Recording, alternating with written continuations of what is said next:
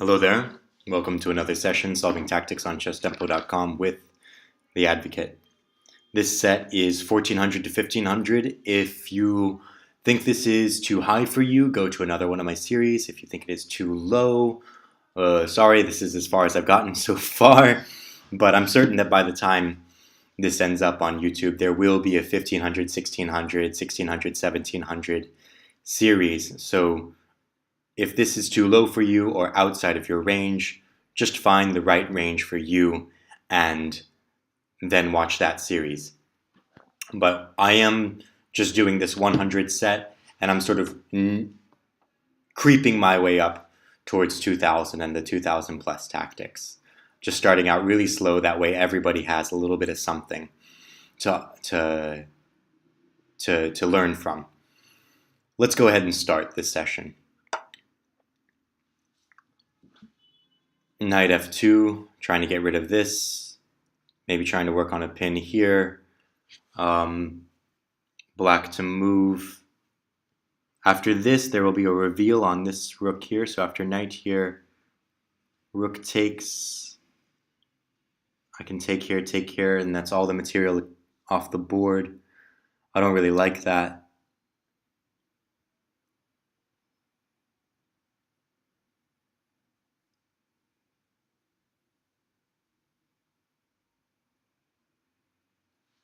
There's no check.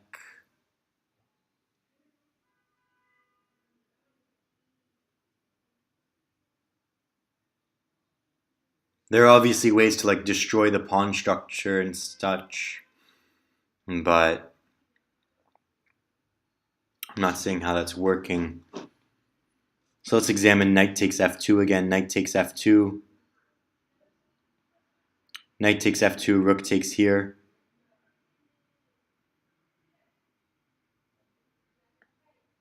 King takes here. Rook takes here. Now that's bad. So knight takes f2, rook takes here. Knight check, pawn takes, rook takes here. And I'll win this pawn on b3 after the rook moves away.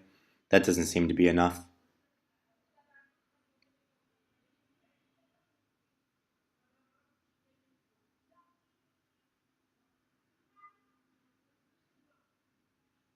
Unless it's a defensive tactic.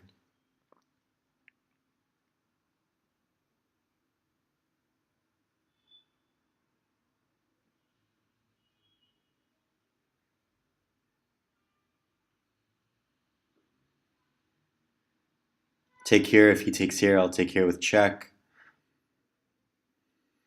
Or no, I won't take here with check. I'll take with the knight. Is there some way that I can provoke him into having to take the knight?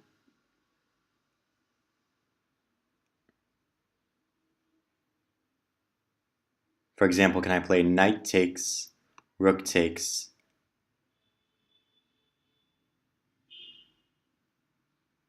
rook takes in between move, pawn, knight check, king here to hit the knights, knight check again, king here to hit the knight check, and now my knight's defended. Ooh, okay. So knight check, rook takes. Now I'm up a knight. So he needs to take my rook in order to get at the knight on f2. But now the h3 square is undefended, so I play h3 check. So I'm up a piece in this position. He needs to follow the knight in order to get material back. But I can just check into safety and then recuperate. Recuperates? Is that English?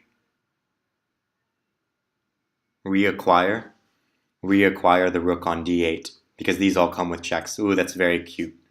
Okay, so knight takes, rook takes, pawn takes, knight h3 check, king g2, knight f4 check, king g3, knight h5 check, king anywhere, king takes d8. What other variations are there? Knight takes, rook takes, I'm going to take on d1.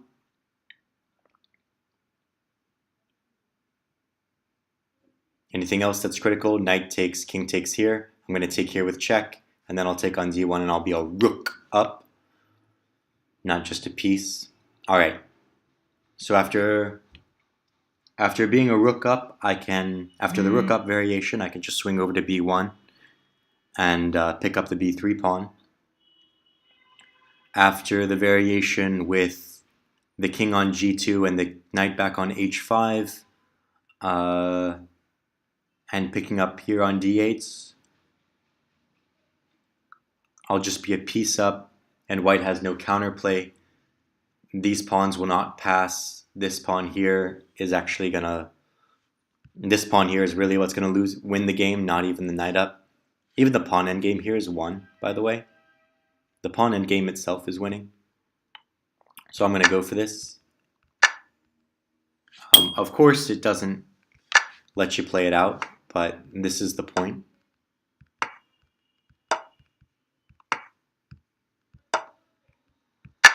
This is the whole point to the tactic. I do love chess tempo, I do, but you need to prove that you understood the critical line. The computer defenses are not enough. You must demonstrate that you understood the critical variation in order to pass a tactic, in my opinion.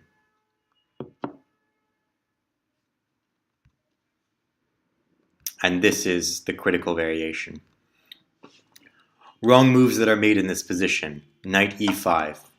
Knight e5 is going to drop this rook. This rook is protected by the knight on f2. So you're down the exchange. That does not work.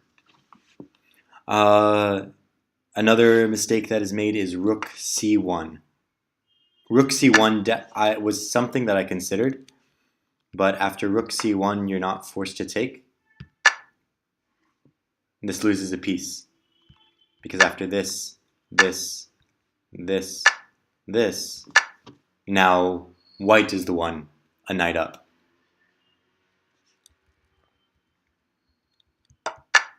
And I think he can also just take on c1. No? No, c1 doesn't win a piece. But knight rook takes d3 does win a piece. And you just have to see, you have to be careful about looking at those backwards rook moves. Next problem. Bishop takes c4, white to move. We have these double checks. I don't think we're going to smother.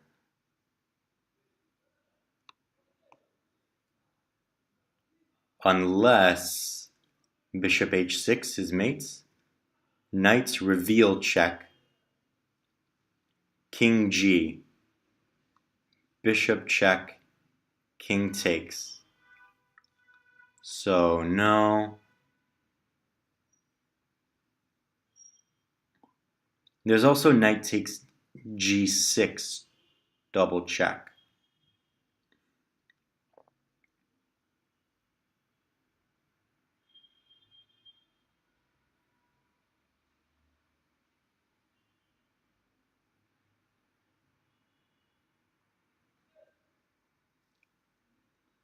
Let's do a quick piece count just to get a good grasp on the position. Even though I think I see the mate. Rook for rook, 3 minors, 3 minors. So we are a rook down. So I think I see the mate in the form of knight f7, king g, and then knight h6 check. Will be mates because the knight checks the king on g8, covers the f7 square, and the queen covers all of these squares. This is double check, king g8 is forced, and then this is indeed mate.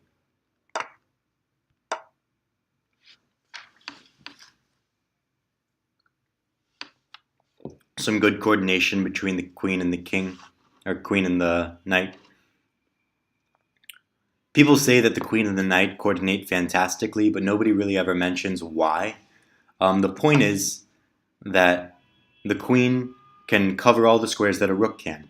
The queen covers all the squares that a bishop can. She has the combined powers of both. And the queen also covers all the squares that a pawn can. The only piece that travels discoordinately is the knight. So the knight can cover the squares that the queen cannot reach. For example, here f7 and g8. So where the queen covers these squares, the knight can cover what she lacks. Lancelot and Guinevere.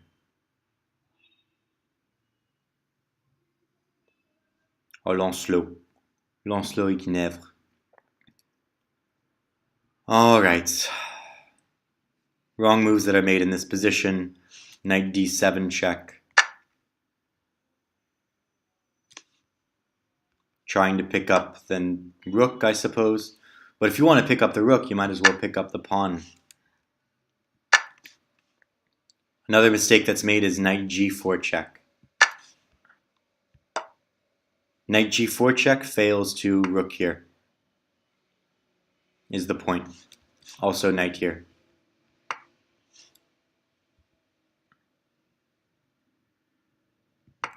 If you take with the knight, we will get away.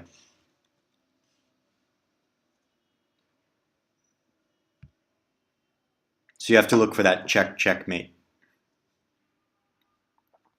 Rook b1 hitting the queen, black to move. There's no knight check, there are a couple of rook checks. I can take this here and then take here, but that's just equality. I could take this here, takes here, and then I'm a piece up. He'll play rook takes, I'll play pawn takes, and then he'll play...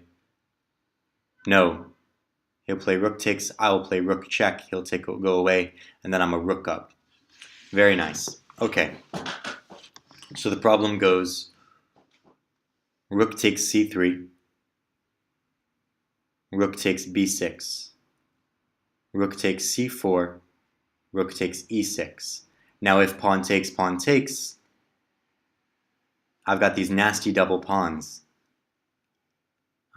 White could very well be winning that endgame, coming in to my position with something like e3, or rather e4, and then bringing the king in.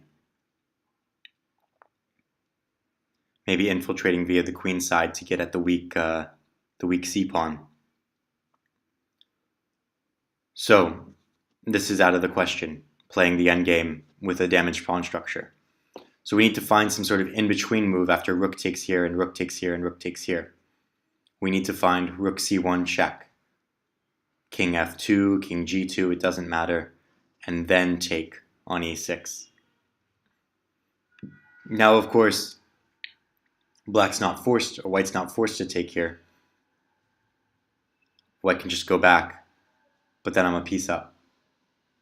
Better to be a minor piece up than a rook up, of course, but still it is a minor piece. That will decide the game. There's no passed pawn to be created here, so I'm not fearing any white counterplay.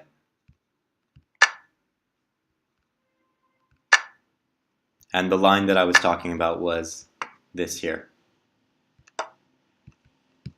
Ta-da! Of course, you have to find this move. You have to be able to find rook c1 check. It's not that difficult to see, but nah. Mistakes that are made in this position, queen takes b1 check. You have to realize that this is equality.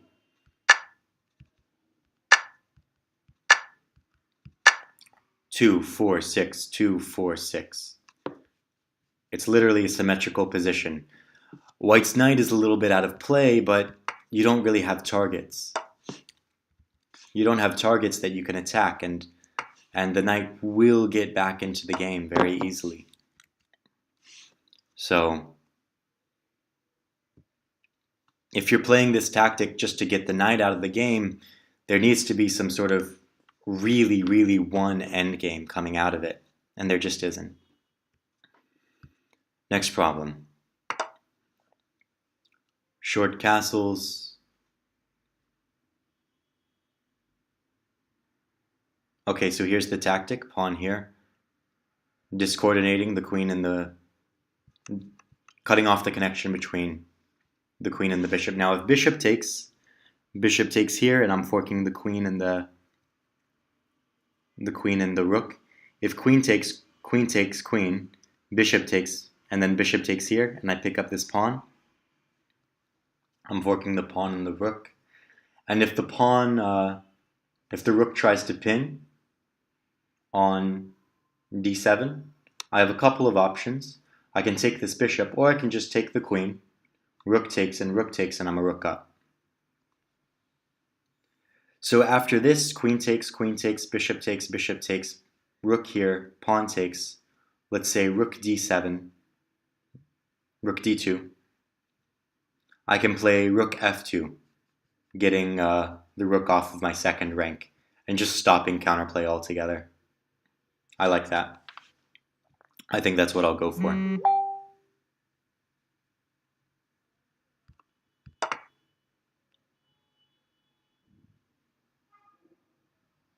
I didn't see this check.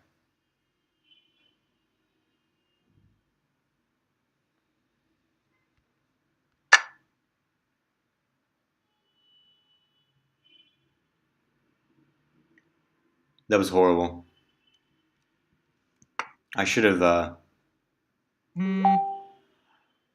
abandoned that problem when I didn't see the check, but my ego just won't let me do it. My ego just won't let me do that. But I really should. When I don't see things like this, I really should just give up the problem. Let me exit out of Facebook.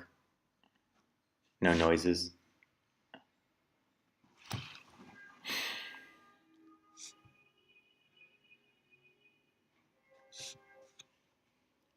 Incorrect moves that are made in this position.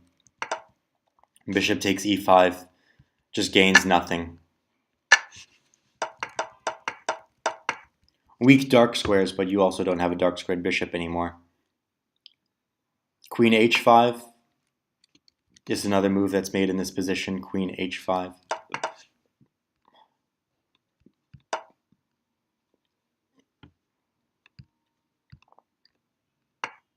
Go away. Or develop the rook. There are many things to be played. This is also a move. So yeah, this is queen h5 and bishop takes e5 just fail to basic defenses. So you have to be able to see that. I'm not really one to talk because I didn't even see bishop d4 check.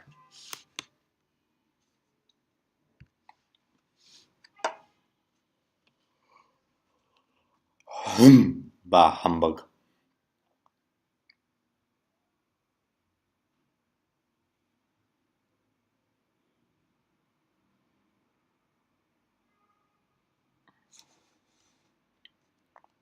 Rook check is the natural move in this position.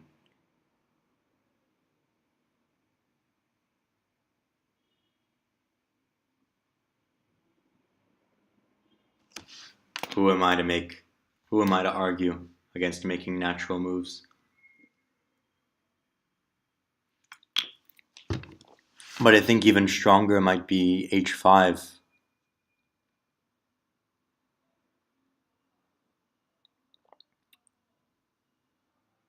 No, because after h5 there's g4 and he's sort of solved all of his problems. So let's try to figure something else out. Let's try to figure out rook e3 check. Now if king f2 there's no mates, I'm just going to take on d3. But if king g4,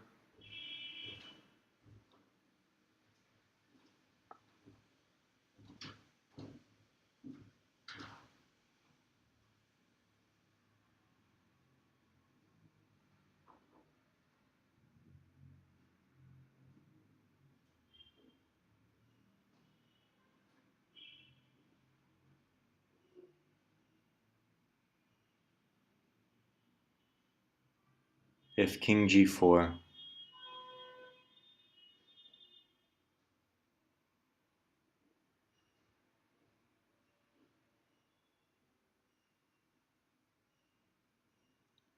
Nope, don't quite see how to make it work.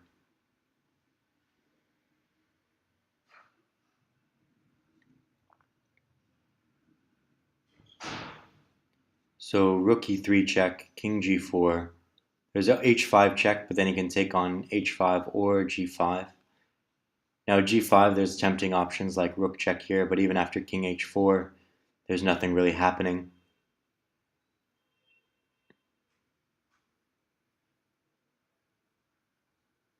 So maybe after g4, there's a quiet move.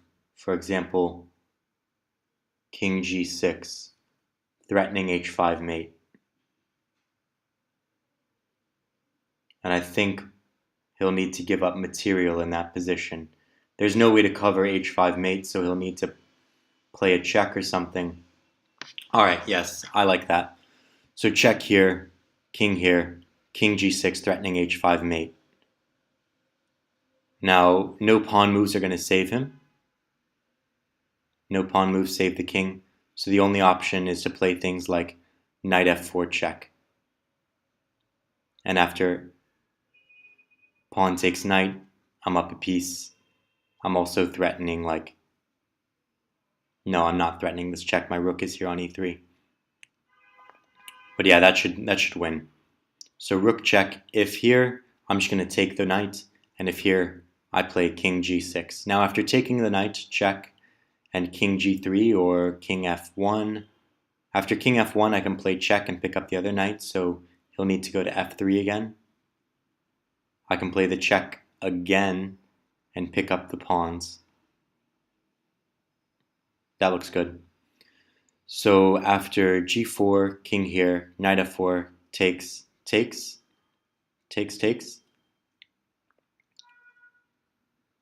My rook is under attack, so I'm going to play the rook to c3, and I will pick up one of these two pawns.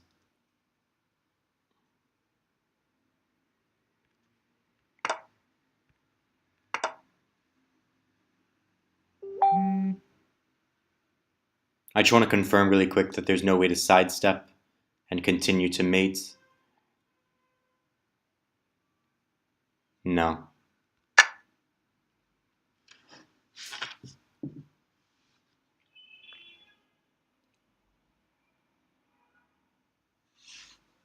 Alright. Mistakes that are made in this position. Actually, let's just go over really quick how I solved that problem.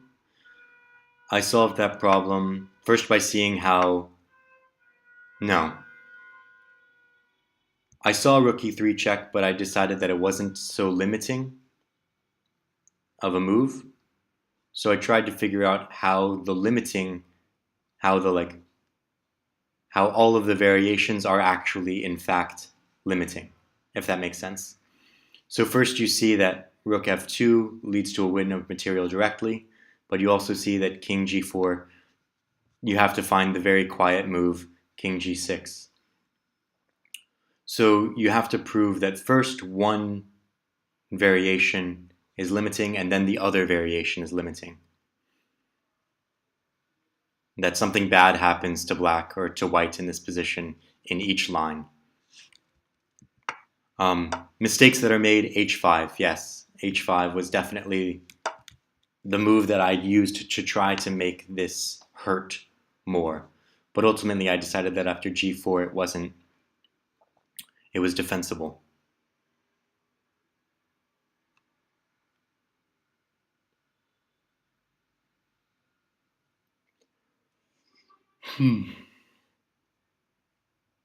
Yeah, h5 is by far, and it has a good idea behind it. You go for mate. During a blitz game, that's definitely the key to success. Finding quiet moves that threaten mates. This is not blitz, though.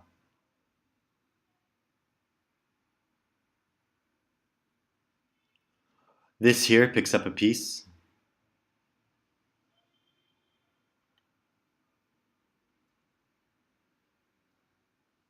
I don't see much better. Being a piece up is always nice. I have nothing hanging in my own camp.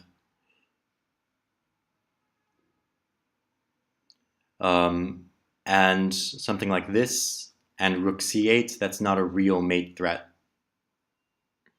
First of all, because my bishop is covering c1, but I don't have to take it, I can just defend the rook. Okay, so I'm going to take here, and the plan, I suppose, is to double on the 7th, or the 2nd. This is a Sokolov game. Andrei Sokolov. With the white pieces. I believe he was written a book. There's some Sokolov book that I've seen on Amazon before. Not certain what it is exactly.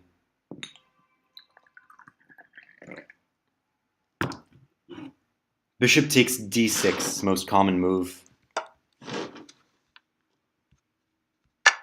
Just winning a pawn. This is not a real double attack, and black will infiltrate. Technically, quote unquote, a piece up.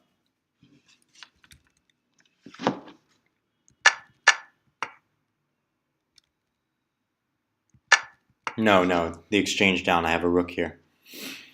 Yeah, bishop takes c6 is definitely the most commonly. I did take a look at this. I was thinking that after bishop takes d6, perhaps there was going to be another fork, and that there would be a better fork to set up, if that makes sense. That there would be 2 hanging rooks, or I could win the pawn and still maintain the fork directly afterwards, but no, it just doesn't work out. After bishop takes d6, bishop takes d6, queen takes d6, there's really nothing going on.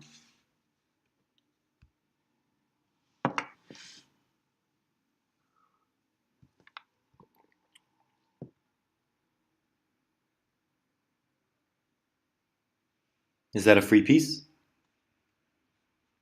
2, 2, 2, 1, 2, 2, bishop, bishop, queen, queen.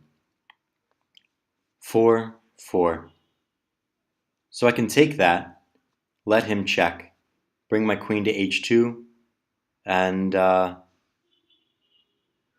there's really nothing going on there.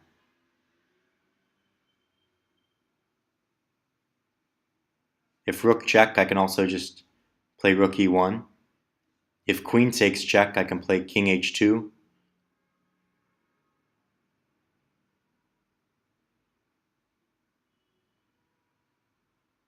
Now king h2, rook b1.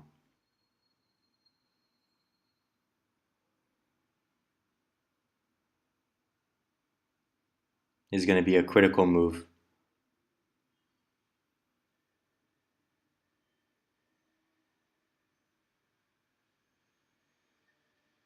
I can play rook f3, queen g2 check, queen g2 check, king h3, queen h1 check, king g3,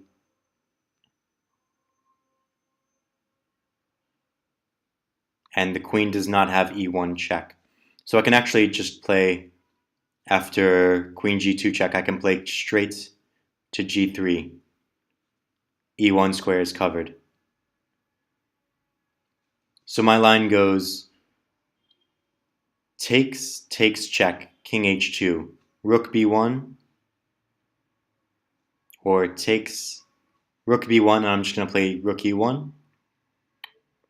No, I'm not. That's stupid. Rook takes, queen f1 check. If rook b1 check, I'll just play queen h2, king h2. And after queen takes here, I'll play rook f3, queen check, king g3. And there's no follow-up there for black. No checks. The c3 pawn is covered. e6 is about to drop with resounding effect. And if rook takes, I'll play queen takes. Queen takes here.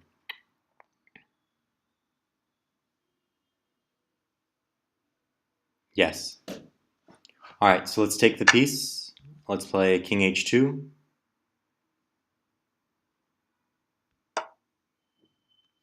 And after rook b1, rook f3 is my main line.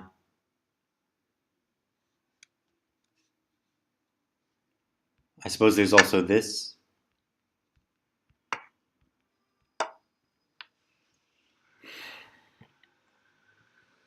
Yeah, this seems a little bit more threatening.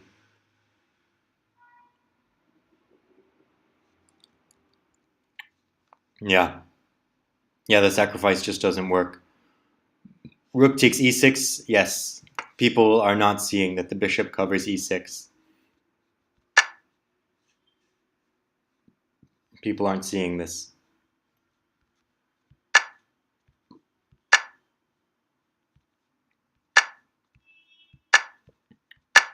You're a rook down.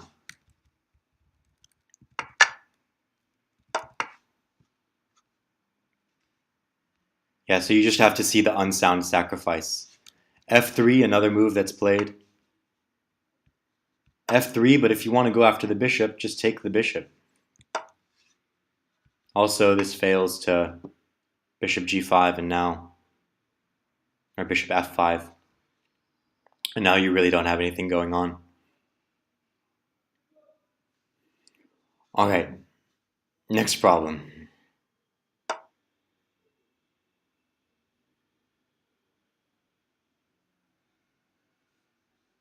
Okay, this is a very cute sack checkmate.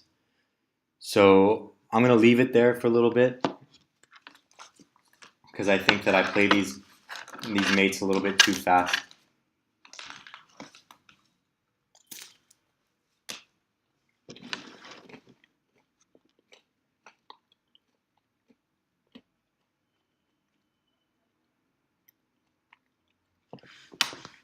The thing to notice in this position are these two pawns here and the way they really block in the king. You also notice the b3 pawn is pinned, so after rook a3 check, queen a1 check, this is going to be mate because these two pawns here block off and the queen covers the c2 square.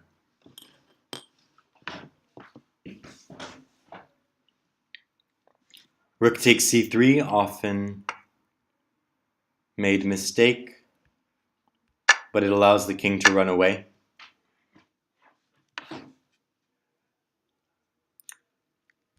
This is a case of severe undercalculation. Severe undercalculation. If you played that over the board, I would slap you in the face. When you have... It's not that difficult to see this checkmate. So you have a simple checkmate to find, and instead you give up the full rook. Not cool. You're also probably getting mated yourself. So, because white has checkmate in this position.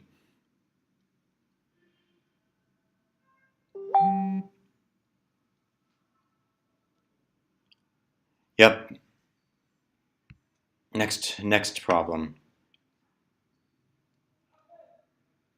It's good to be on this sort of tactics binge after sort of being gone away from the game for so long. A week off. Although, to be fair, I took almost a year off of tactics when I began this series.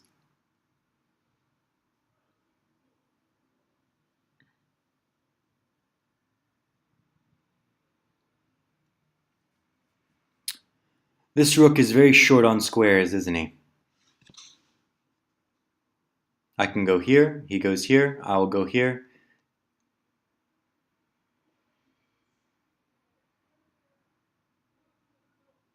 He can run away here.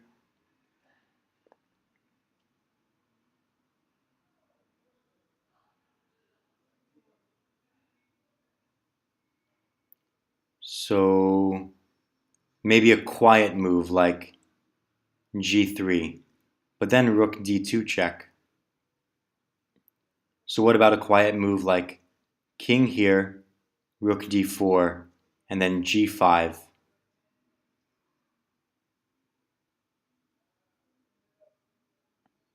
And I'm coming for you. So he's going to play f4. I will play g takes f4. The knight covers the f4 square, and I'm still threatening king e3. Now after b5, king takes e3, or king here, rook here, g4, f4, takes, b5, king e3, takes, pawn takes, pawn takes, and I'm up the full piece. Alright. And in that position, I'm up a piece and a pawn just from this tactic here. So I'm a piece and a pawn up. These are doubled, but I think instead of going after all these pawns, I'm just going to go for promotion. I'm not a piece and a pawn up because black actually won this pawn here. But these two pawns will stop each other. My king will come in and infiltrate. This king will stop, but then I'm going to take on the h7 square, and I'll go in queen with my h-pawn. Black will never have time to rustle up counterplay with his a-pawn. So we're going to play king e2, quiet move, g3, king e3, take care. I don't like this move so much, the way the computer played it, because I think that the bishop is better than the knight in this position. So if you really want to let the game drag on, you should play this. This is the position that I was looking at. I was looking at this, this, this, this.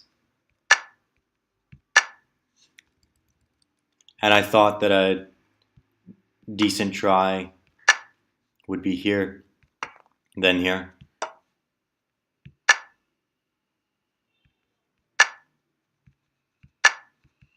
After which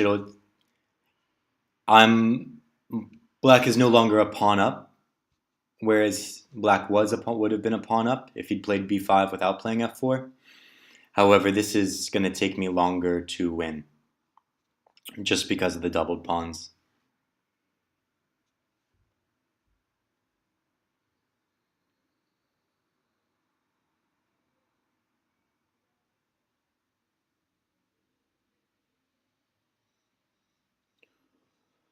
Mistakes that are made in this position. Knight e7 check. This is again a case of people just severely undercalculating, because it's not clear at all what you are doing after knight e7 check, king d7. Like, what is your plan? What do you want from this position? How does this a material gain?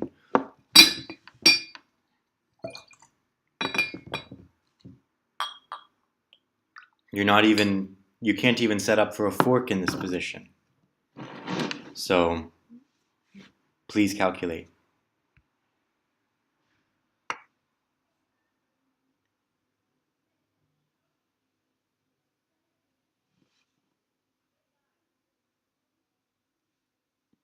All right. So one thought is just to go for promotion, promote, and then take the rook here.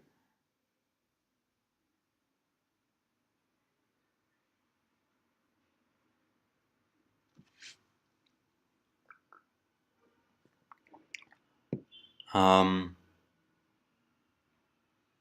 only error with all of that, of course, is that there is rook d2 check.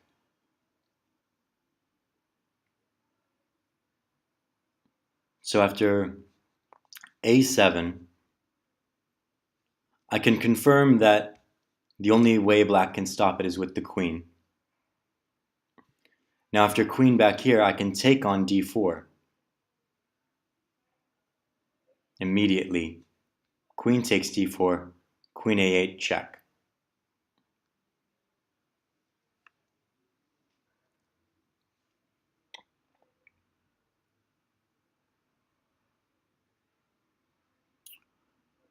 Another idea in this position is, so let's say a7, rook d2 check, king h3, king h1. That all seems a little bit difficult.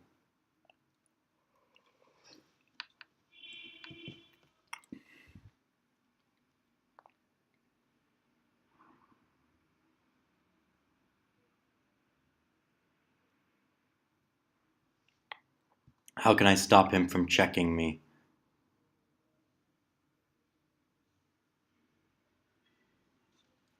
I can play king f2,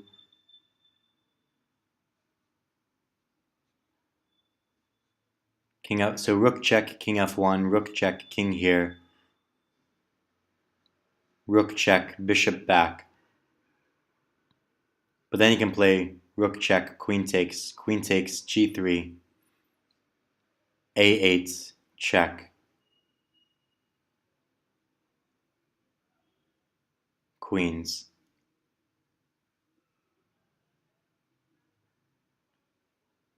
Queens with mate.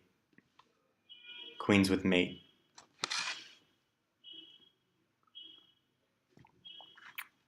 So a7, rook check, king f1, rook check, king f2. No, rook check, king f2, rook check, bishop e2. And now he needs to stop a8 queens. Queens with mate. Queens with mate. So he plays queen d8. I play queen takes d2.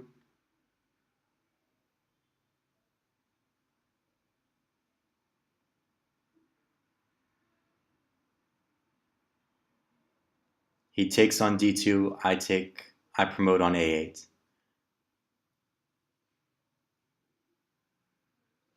There are no checks in the position. Or rather, it's my turn and I can cover the one check that black has.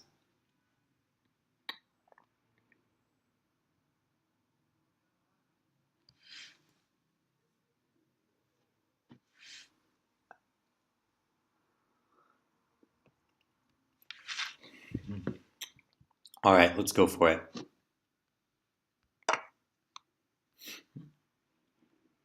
a7.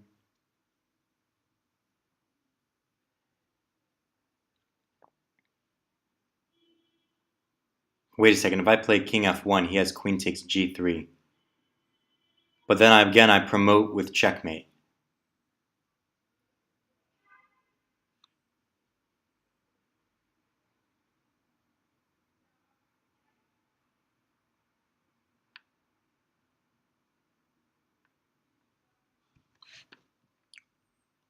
So king f1, if takes a8, and he'll throw pieces at me to avoid checkmate.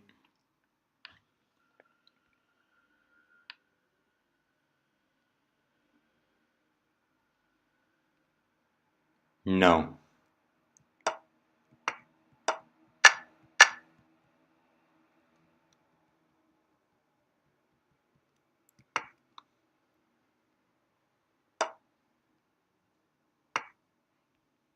I thought this was going to be very winning. This here.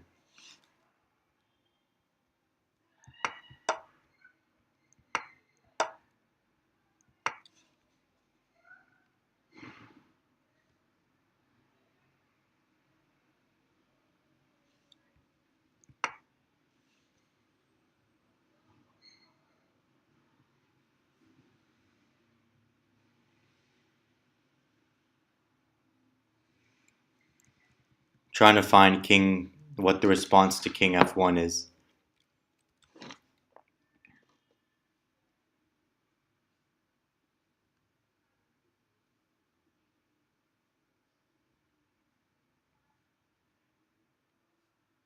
Ah, crap. I moved the screen. Ugh, so I guess this is this is the last problem for the session. So yeah, I'm not certain what the response to king f1 is. King f1. Okay, this is the line. And then I don't... So black stops the pawn, that's the point. Black is just stopping the pawn. Okay. Okay. Fair enough. I wasn't... That wasn't on my radar. Okay. Alright, good session. I'm sad to have failed that problem, but at the same time, I've played 323 problems now. I have gotten 10 incorrect, and that's okay. That's okay. All right, thank you so much for being here with me, for taking the time to watch these videos. I hope they're helping you as much as they're helping me, and you will hear me next time. Goodbye.